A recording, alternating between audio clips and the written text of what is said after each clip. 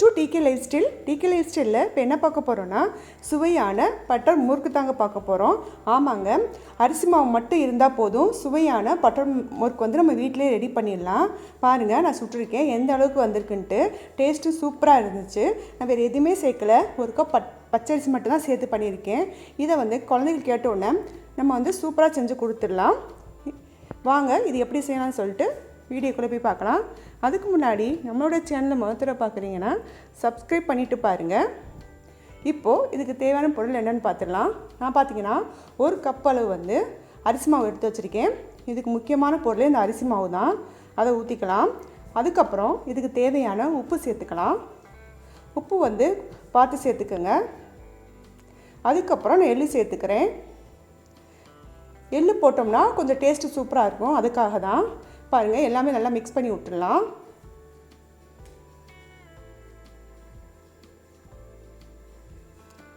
இப்போது நான் பட்டரை வந்து உருக்கி வச்சுருக்கேன்.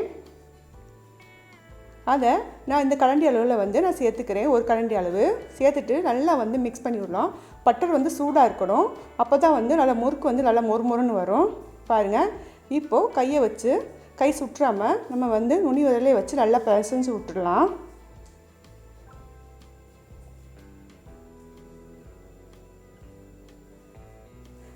பட்டரும் அந்த மாவுமே எல்லா சைடு படணும், அந்த அளவுக்கு வந்து நம்ம பிசைஞ்சு விட்டுக்கலாம்.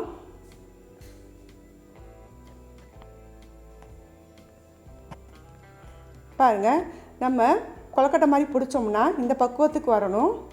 இது கரெக்டான பக்குவம்.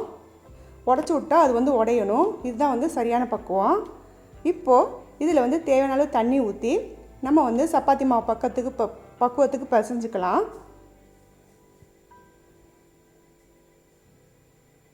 பாருங்கள், மாவு பக்குவம் வந்து இப்படி இருக்கணும். கையை விட்டோம்னா அது வந்து ரொம்ப சாஃப்டாக இருக்கணும். பாருங்கள், இந்த அளவுக்கு வந்து நம்ம பிடிக்க வரணும். இப்போது நான் வந்து மோல்டு எடுத்து வச்சுருக்கேன்.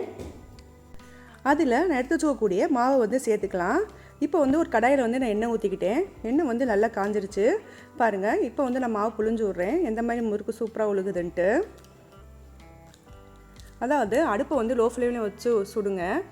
ஹையாக வச்சா வந்து கையில் வந்து எண்ணெய் தெரிக்கும். ஒரு சைடு நல்லா வேகட்டும்.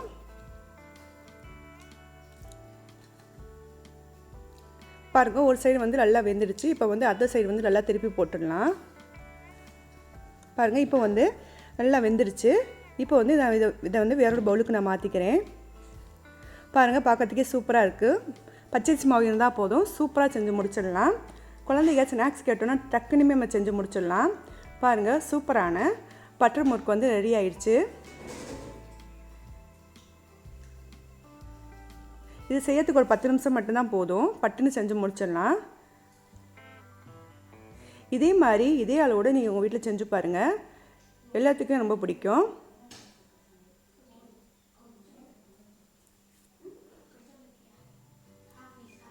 ஓகே ஃப்ரெண்ட்ஸ், இந்த வீடியோ உங்களுக்கு பிடிச்சிருந்துச்சுன்னா லைக் பண்ணுங்கள், கமெண்ட் பண்ணுங்கள், ஷேர் பண்ணுங்கள்.